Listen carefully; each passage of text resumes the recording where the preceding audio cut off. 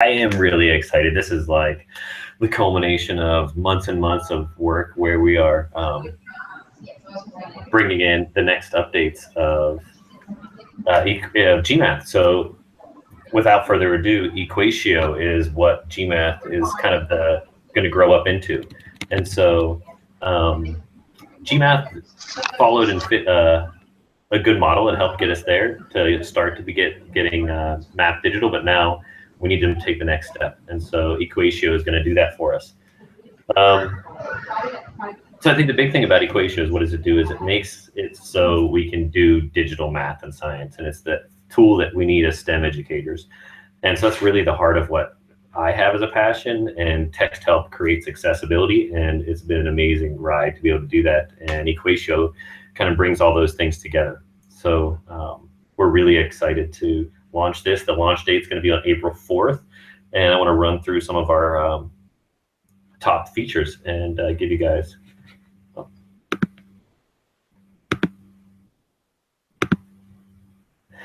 Sorry, some more technical difficulties there. I wasn't presenting my slides. I think you guys can see them now. Don't worry, I have done this before, even though it doesn't seem like it. But I'm a teacher as well, so I'm used to things not going as planned the first time and rolling with it. So it's good. Plus, I can continue to talk whether you guys want to listen or not, because I'm used to that as a math teacher. So our sneak peek is about EquatIO. So EquatIO is our offering to make math digital. You still can't see? Let's see. Presenting.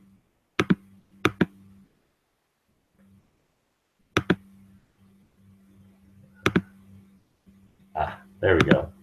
Okay. That's a good little fractal introduction for cell similarity. EquatIO, as Emily Fitzpatrick has seen a little preview of some of our screenshots and a little bit of the work. She was really excited and gave us a great quote on how she feels like it's what we've been longing for. And I really feel excited about it. So first off, we're graduating out of the add-on phase, and we're going to be a Chrome extension. And so the Chrome extension is going to give us a lot more power, and it allows us to be able to have the same experience, Google Docs or Google Forms, and we'll be able to bring it into slides, and we'll be able to bring it out to other websites as well later on down the road. So being a Chrome extension gives us a lot more power and a lot more uniformity. So I'm really excited about being able to do that,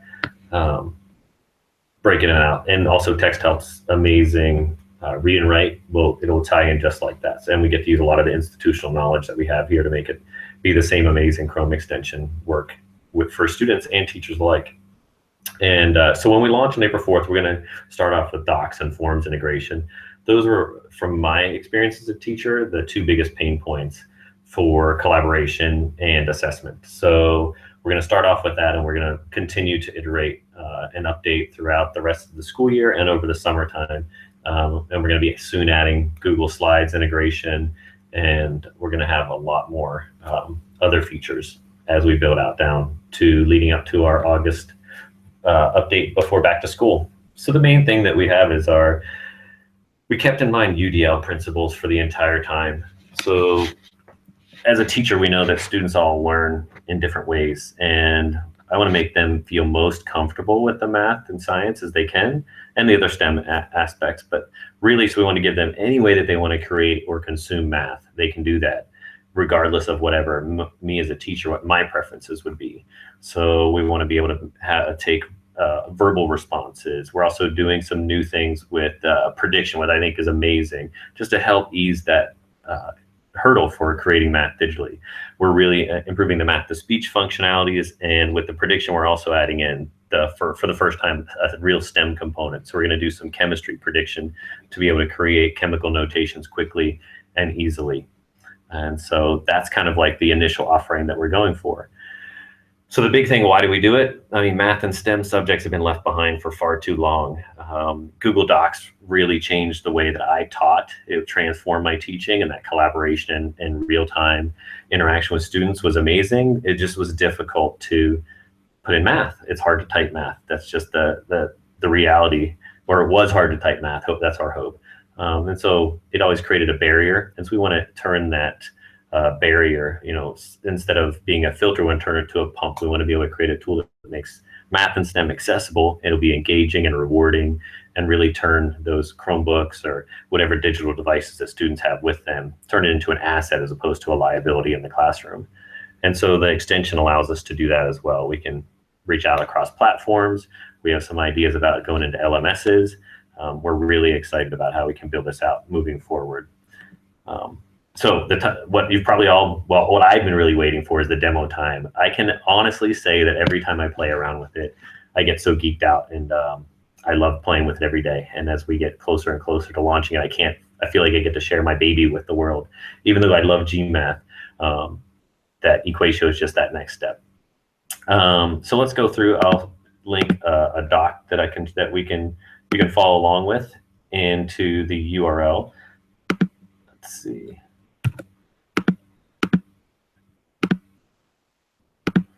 Into the chat in our Hangout. Sorry about that part. I don't have my little collaboration chat tool. And I just keep. How about this? If you can go to that goo.gl, you can follow along, goo.gl, DORNFT. And then you can get into my doc that I'll be going through.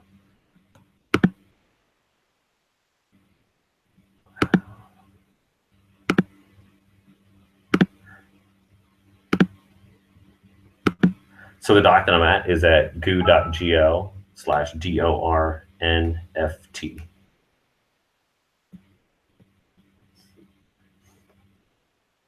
And all right, I see some people hopping in.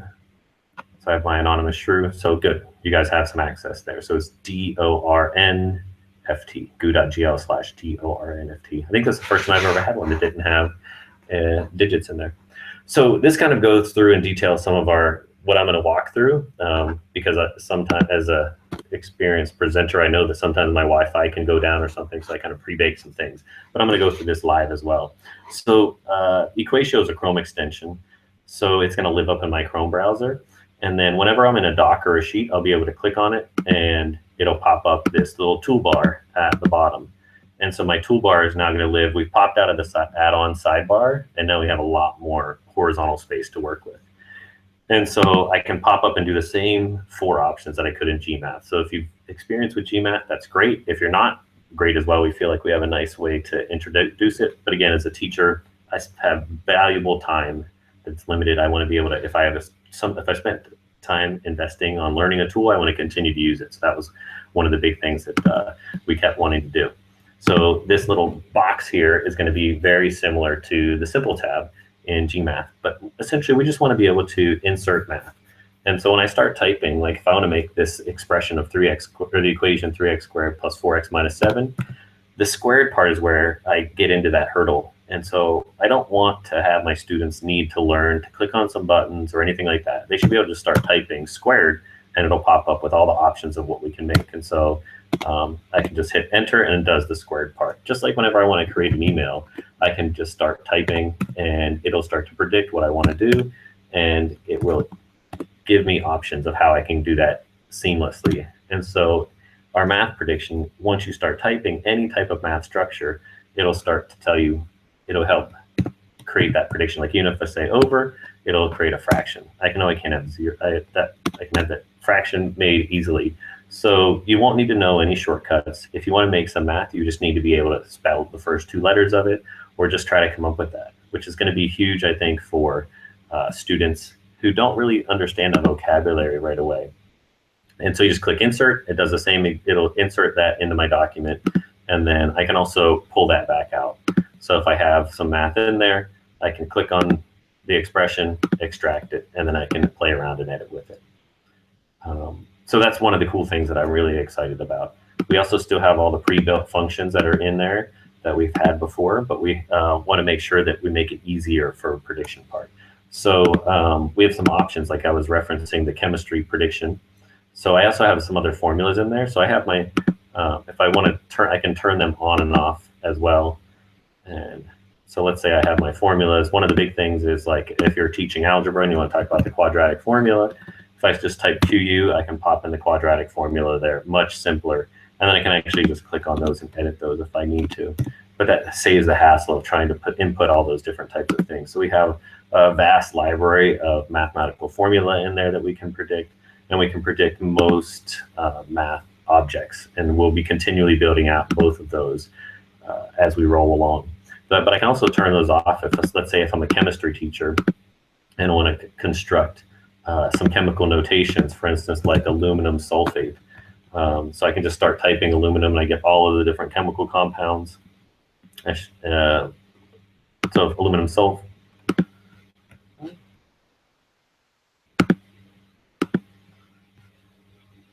we go. I didn't put in aluminum sulfate, I don't think. So I'm not a chemistry teacher as well, so I'll just pull a different one, aluminum diacetate, and it'll pop in there and put all the subscripts with notations and the appropriate responses in there. So that's a huge key, I think. I don't teach chemistry, but I know that that must be a really tough thing to get that to be digital. So as you notice, though, the prediction is amazing, and I'm really excited about how that's going to make it quick and easy for students to be able to put that in there. I just imagine a student who might even be a younger student and wants to make like 3 divided by 6. And so that once they start typing that divided by, if I have some math prediction, I turn the math prediction back on. If I want to have 3 divided by 6, that's one of those things that it can have a couple different representations. And so if I say divide or divided by 6, I can create that horizontal division without any problem. And so the nice part is if I put that in there, if I insert it in there, it is automatically accessible as well. So if I pop out read and write, anything that I make, read and write will automatically read that as well. So that's a great multiple representations for students. If a teacher says 3 divided by 6 and they have no idea what that looks like, they can literally just start typing in words, even if they wanted to, like 3 divided by 6, and it'll work out. Or they can even, I want to talk a little bit about speech input, 3 divided by 6. They can even put in those types of things, and we'll start to filter out all the non-math words. This is one of the last things we're working on is the speech input. So we have to eliminate some of the words like ands and I's and input a little bit more, but we'll filter out almost everything that we don't want. And then the beauty is if it didn't really do what I want, I can then edit the speech over here. So it didn't recognize that divided by, and so I can incorporate a variety of other words. If I say like 3 times 6, it'll put that in there. Divided by sign is one of our last bugs. So I can actually edit what it thought I said, which is a huge improvement because the speech input sometimes doesn't recognize things very well. And that's just a limitation of speech in the current technology. So the editing the speech is something that we're really excited by. There's also a great interaction between that. So now if I didn't want this 3 divided by 6, I can just edit this over. And so if I really wanted that divided by, I can just start typing the div, and I can do that divided by. So I can edit the speech, what it thinks I thought, what it thinks I said, or I can actually edit it, the math component over here directly using my math prediction. So I'm really excited by that integration to be able to do, to make that flow a lot smoother. The other biggest component that we have is the handwriting. So we still have the advanced editor with the LaTeX, and I'll get to that in a second, but the handwriting recognition is one of my favorite components. So I have a touchscreen, and I know that the touchscreen Chromebooks are going to be, I think, ubiquitous in the next 2 years. There's a lot of options coming out there. And so I can actually just, if I pop open this handwriting, I can actually just do my handwriting. And so I have like 3 divided by 6. If I think that it thinks that's a 4, then I can say, oh, I didn't write 4, I wrote a 6, and it'll actually be able to change that, and then I can insert it. So I can start with handwriting and then edit again, or I can actually even just go back and I can make corrections. So it actually got that right the first time. But I'm more excited about our multi-line support. So as a math teacher, like a basic algebra, I might say something like 3x plus 12 equals 15. And if I want a student to solve that, then I want to see their work. I want them to be able to communicate it. And that's the heart of what we want to do. So they can actually just continue and say their next step would be to subtract 12. So I'd have 3x equals 3, and then x equals 1.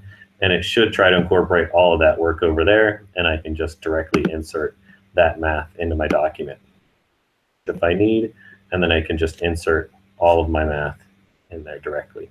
So I think that's something that I'm really excited by, is having multiple line support in there. So and I can notice I can't edit this directly because that's not possible with our simple editor. I can zoom in, it does nice MathJax representation, so that's great for accessibility. But if I wanted to, I could actually go back to this LaTeX editor, and if I am an advanced user, I can actually edit what was started in handwriting, and I can edit that over here if I wanted to, if I do know LaTeX. And so I don't want students to ever feel like they have to know it, but I'm really excited when they can utilize it if it's a skill that they've picked up. So you can totally work with this component and use the full LaTeX editor. So I think the other part about that is, this is going to be the same, why we love the Chrome extension. This is going to be the same experience, whether the student works in docs or also in forms, and then later on in slides and sheets. And so if I just go to a form and create a form, I no longer need to have the add-on. And so what EquatIO is going to do in forms is it's going to give me an option whenever I have a text box. Anytime I want to make a question, then I can automatically have this nice little insert math option. And so let's say I might say, which is greater? Then down here in this option, I can put in multiple choices for A. I click on my little EquatIO button, and it's going to pop up my EquatIO options. So the same things that I have here before, if I want more space, I can just pull and drag it up. I might say like 0.56, and then I can insert that, and it'll just magically insert that 0.56 directly into my multiple choice option. And so for option B, I can do the same, and I can pop that up 2/3. And it did not like that. And so I can just say 2/3, and it'll put that in as an option as well. So that's for a multiple choice response, and it automatically puts those in. So that's been the biggest thing that I felt was a pain point, was having math options as multiple choice. And then I can also do some open-ended questions as well. So I could say, like, solve the equation for X, and I can actually make it a short answer, and then I can use EquatIO to build and put that expression in there. So if I want to go back to my handwriting portion, I can say 3x plus 12 equals 15. And I can easily handwrite that if I want, or I can type it using my prediction, and it'll put that in as the question. So that's a really nice seamless way to add expressions and questions. But the beauty of it from my viewpoint is now students can actually respond. So if you have the EquatIO Chrome extension installed, then automatically anytime there's a short answer question, there's going to be a little box there that the students can click, and they can insert math.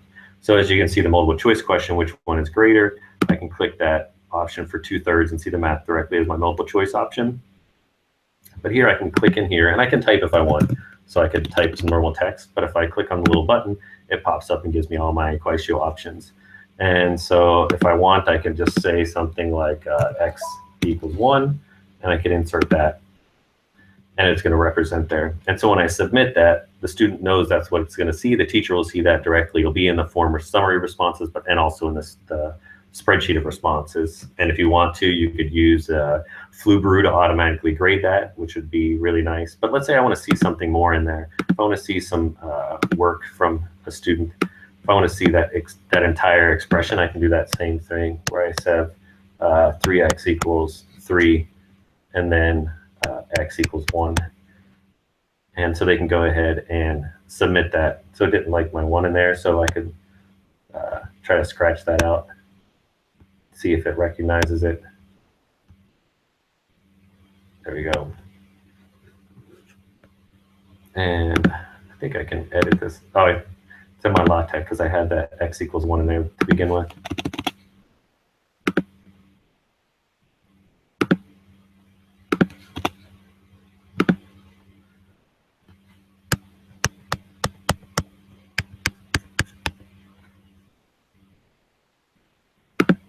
And so it'll also tell you that if I have some errors from my LaTeX, because I tried to directly edit LaTeX but didn't do a good job of that, then it will kind of tell me, it'll give me some feedback as to what I need to do.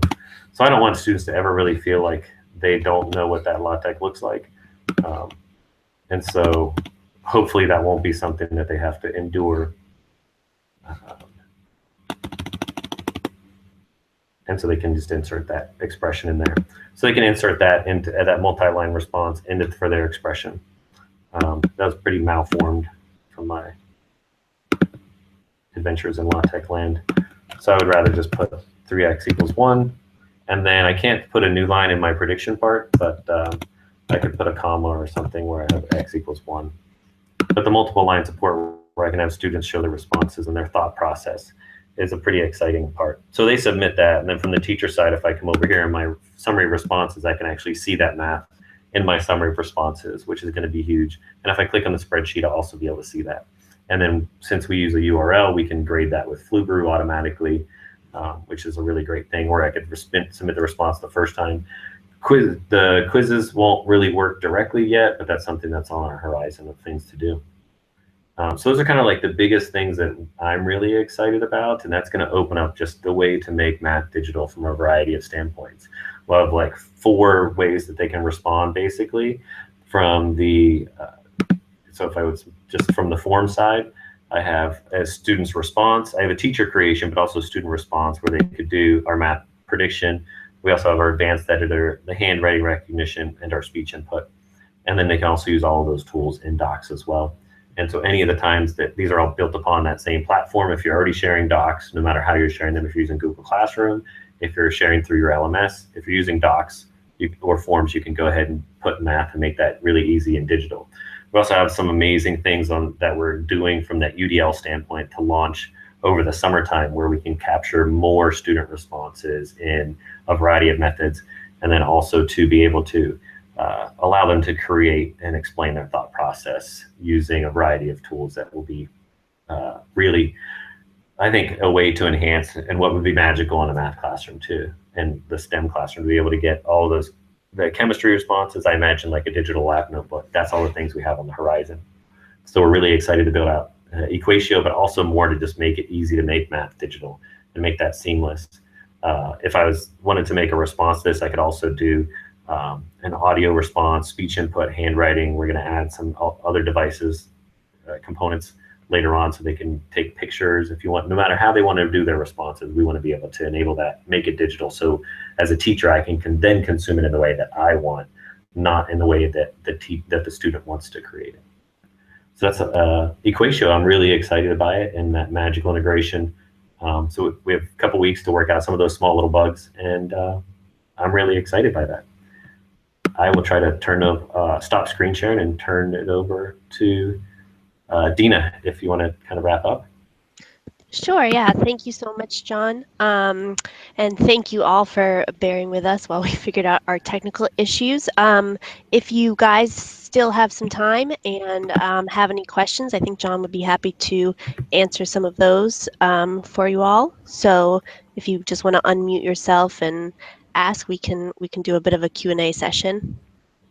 Yeah, for sure.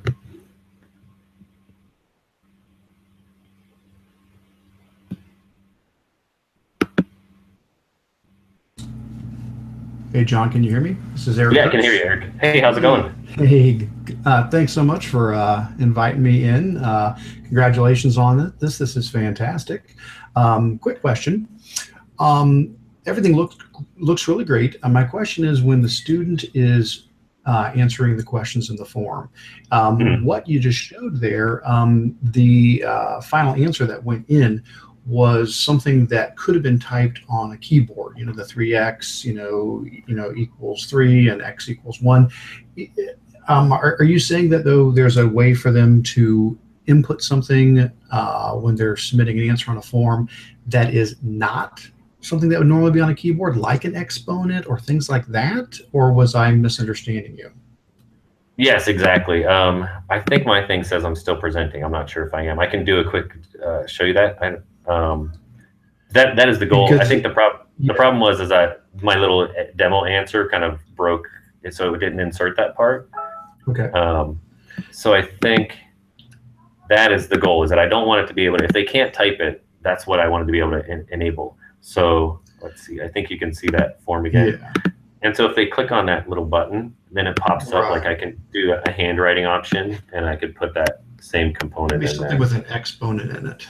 Yeah, so if it was maybe like a 3x squared, my handwriting is notoriously horrible. So if you've ever been a student in my class, you would know that I can do numbers okay, but beyond that. So let's try to insert that. Yeah, sure. So I would just click on that little insert part, and it pops it up there. However that representation looks. Excellent. So that part. Yeah. So here's my question. What voodoo are you doing there? Because you said that was a short answer question, which is obviously expecting text. Is the extension is in the background? Like if I were to look at the actual code behind there, is that basically a link to an image that's being stored in the cloud somewhere, and the extension is just rendering it for us there? Yes, exactly. And so we're kind of hacking on top of that, showing you the image that's behind that same process.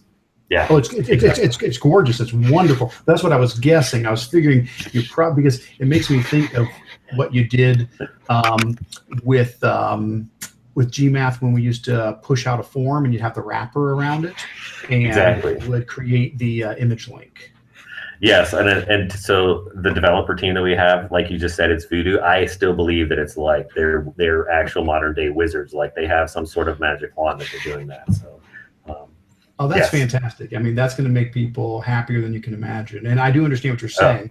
It'd be hard to grade that because it's not something, it's actually an image. So the quiz isn't going to be able to look at that and say, oh, that's 3x squared. It's just going to be a link to an image. So I do understand that that's going to be a challenge, that there may have to be some hand grading in there for those kind of things, but it will at least collect it for you nicely. Yeah, exactly. And then it should work. Sometimes it doesn't work directly in here. I know that was one of the problems with this is still like I said, we have 2 weeks left to clean it up. That some of the same things, it'll actually transform and take that. So like you said, that image, it's in there in the sheet. It'll actually represent that. So that's how we'll be able to grade it if it fills out the same exact way. But when they go to the sheet, when we're live, it'll show that same image that it does in the form response. So it'll convert that part as well. Sometimes if I refresh it, it catches it. But that's one of the things that it's in different builds. So yes, that's kind of what the response looks like, and we mask that up. Oh, well, that's fantastic. That's really. And then when we go, thanks, Eric. When we launch it, that will show the image as well. So it'll look the same as it does in the form response. Well, and the thing that's nice about that, well, I know with the old version, when you would deploy a form with the wrapper, it actually, was just basically letting you draw, and it was putting an image in there. So it meant that you didn't have to necessarily do math. You could say, draw a picture of a first-class lever, and they could just draw. Will it always convert it over to math? Or if I draw something, can it really insert it just as an image? When we launch on April 4th, it most likely will only convert it. However, before the end of the school year, I'm pretty sure we'll be able to put just the drawing part as well. So that's something that's high on our roadmap. Yeah. So because that's the same thing. Like maybe you don't want to represent it. Maybe you want to throw a diagram in there as well. We want to be able to insert that handwriting part. So, and I can say that by August we definitely will have that in there, because our parallel thing is going to be even more kind of rich. So you'll be able to respond with a variety of stuff. So I hate to throw out, like my boss doesn't like to tease things out, but I would love to see if there was like a video in there of me talking over top of like a screen share, over top of a bunch of math rich images, or like a diagram or a science lab that would be in a response. So that's kind of where my goal is. So I really like it. I like that a lot. That's great. We talk a lot about having kids use like Screencastify to solve a math problem, and instead of doing 20 problems, just do 2, but explain every step that you're doing. Much more information for a teacher than a worksheet with 20 problems with answers on them. So I love the direction you're going with that. Can you speak anything yet to, unless I missed it, I apologize. Can you speak anything to pricing? Is it going to be free? Is it going to be paid? Is it going to be a mixture of both? Sure, it's going to be It's going to be a mixture of both. It's going to be a freemium model. It'll be similar to Read and Write for Google Chrome, but the difference will be it won't be free for teachers. So that's my initial sell right there, that it won't be free for teachers. However, the part that will be free is everything that you see on Docs. This whole component will be free, with the exception of the handwriting. We can only do a few handwritings per day that we're going to limit you to. Without, that'll be the premium feature. So what we decided on is you can do insert 2 of them per day, just because of cost features. So pretty much like the entire Docs feature. Oh, and thank you, Dina. And the math prediction part, which we're really excited about. So the math prediction, like if I want to do a square root, I just start typing SQ, that component, the prediction part won't pop up. So that's our other premium feature that is in Docs. So that math prediction, chemistry prediction, and the handwriting recognition will be our premium features from the Doc side, and the forms integration will be premium. Because we just feel like one of the big things when I was talking to TechStop about GMath, so essentially EquatIO is GMath growing up, but it's also kind of its own beast as well, its own magical beast. And so if there is something available in GMath, we want to keep it free. And so that's kind of what we were talking about. And so we felt like the forms component was just a much different magical integration, that we kind of had to go that route to make it premium. It will be based on the same pricing, though, structure as Read and Write. So it's down to, I think it's $1 per student on your domain, if you go domain wide, and there's a groups thing and a single license. Sure. So, and there's a discount if you're a Read and Write customer as well already, if you want to integrate that, because they really play well together to be able to be accessible. I'm not positive about the form accessibility, because it's a little bit difficult based on the Google APIs when we launch, if what that accessibility looks like. But that's our goal, is if there's math on the web, it'll be easily created and then also accessible, so to be able to be read aloud by Read and Write. So anything in Docs we can easily read aloud, and then I'm excited where you can literally take handwriting and then make that be accessible, because we can turn it into math. Well, that's great. I guess my last question is, what do you want from us? I do a blog. I'd love to get some information out about this. What's your plan? Do you want us to do anything, or just wait till it launches and go from there, or any early access or anything you want us to get in and play around with it? What are your thoughts? Yeah, exactly. So one thing is, so the premium, I was just referencing premium. We'd love to share our premium for you guys, in perpetuity, in a sense. So if you're willing to talk about us, however, we're not saying talk positively, just, if you want to share information, then we'd love to have you have access to the premium features so you could play around with them. And then in terms of blogging about it, that'd be great if you wanted to share out the information. We just want people to get exposed to it and give it a try. Because I know that there's a lot of people. It's funny, as I go back and look at the first iteration of GMath, I cringe and be like, oh, that was so hard to use. And so I know that there's been a majority of users as well that have tried it, and they're like, oh, that GMath is very hard to use. Or people who just say, oh, you can't do math or science in Google Docs or on the web. And we want to put that out there, no, you can, just try it, give us a chance and see. We want to make that math digital. So that's kind of just spreading that information, try to make math digital, and we want to help do that. So yeah, so after this, probably tomorrow, we'll send you guys around a link to the recording, and then we'll also get you guys set up with beta versions. I don't know if those will be ready right away tomorrow, or if we're still working on some stuff, but we'll get you guys those before the launch, which is April 4th, so you can start playing around with the premium features and all of that.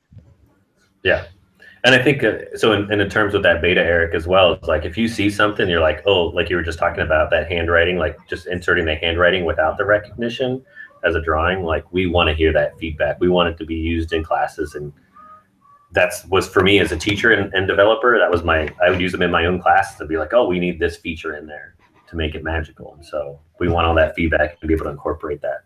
So absolutely share it with the people who you want to be exposed, and give us feedback, and hopefully it's critical and positive as well. Say, we love this, but make it do this. Or if you hate it, tell me why you hate it, then we'll make it. I want to make that positivity that math experience good, because I experienced so many students who hate math, not for what I think are good reasons. They're just trained and they don't like it. And then we repeat that by not letting them use their technology to interact with it. And we want to change that.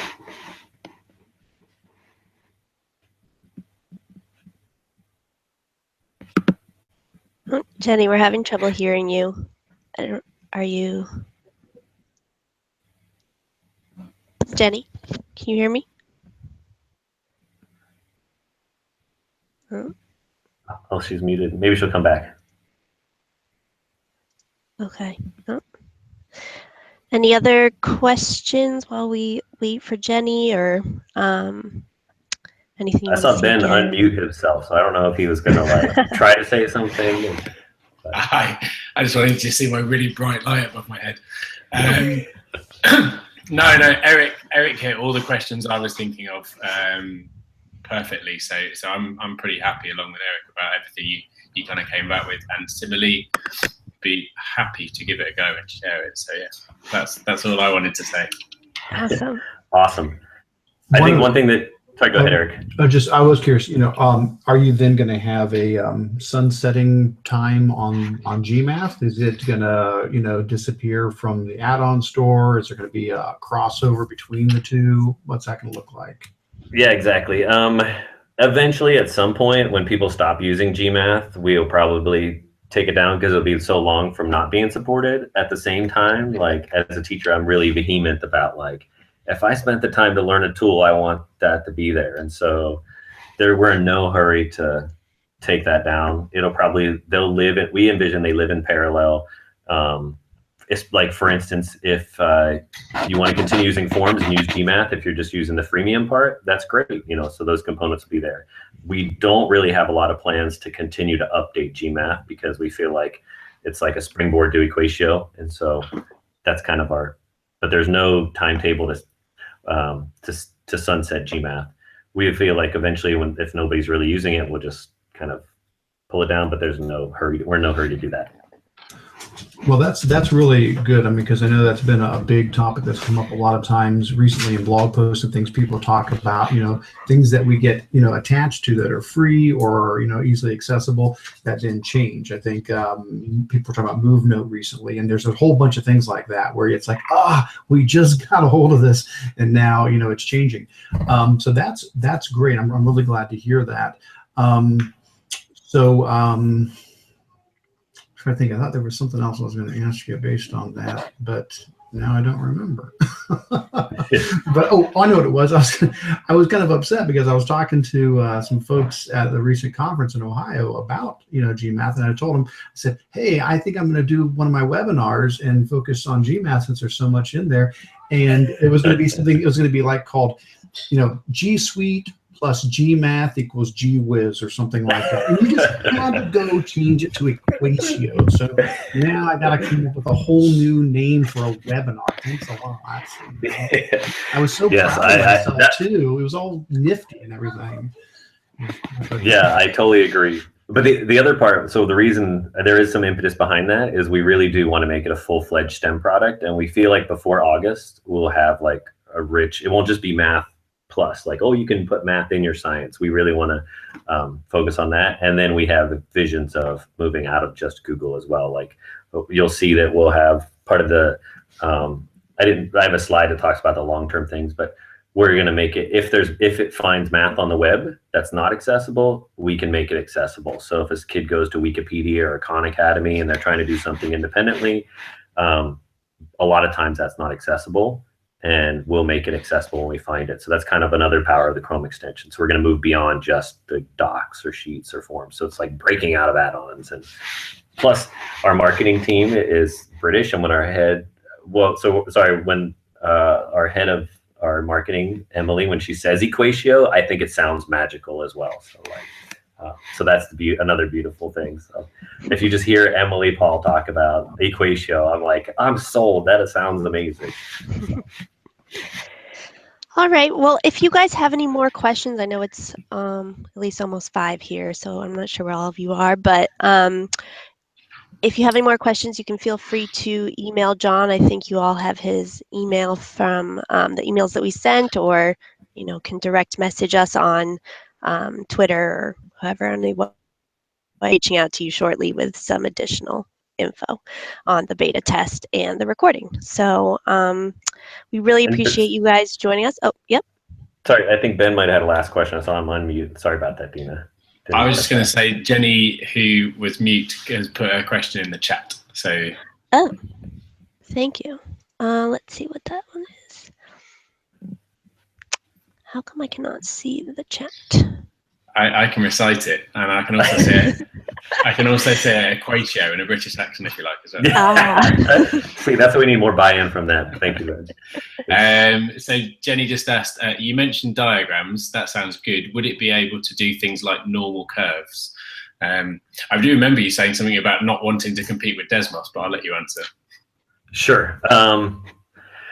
Yes, once we, so you want to sketch a normal curve, like I taught stats, I want to sketch a normal curve all the time, with a nice mean in there, some standard deviations, ask some questions about it. Yes, it will, but I can't guarantee it will on April 4th. So I will put my life out there and say, I guarantee that it will before you start school, next school year in August. You'll be able to sketch that, and I used to teach both AP and IB, and those rich responses I want from students to work for those external assessments. I would love to be able to just do a quick sketch like I do on a whiteboard and make it look nice and make it be digital and accessible for my students. So that is what I want, and that's where we're moving, and our whole team. So yes, you will be able to do that. I can't guarantee when. I like that. Thanks. But yes, Ben, we don't really want to compete against Desmos. You might notice that Desmos is amazing. I love Desmos as well as a teacher. I use that as well. So we want to incorporate other digital products as well and not necessarily compete with them. So yeah. Jenny, I'm glad you asked that question. Jenny says thank you. Thank you for translating, Ben. So apologize again for all of the technical issues. We will get it right next time. And thank you again for taking the time to join us today for the sneak peek. We look forward to working with you guys in the future. Thanks so much, Dina. Thanks, Eric. Ben. Thanks so much, guys. Really appreciate it. Thanks, you guys. I know it's late. Yeah. Jenny, thank you as well. And Alexi.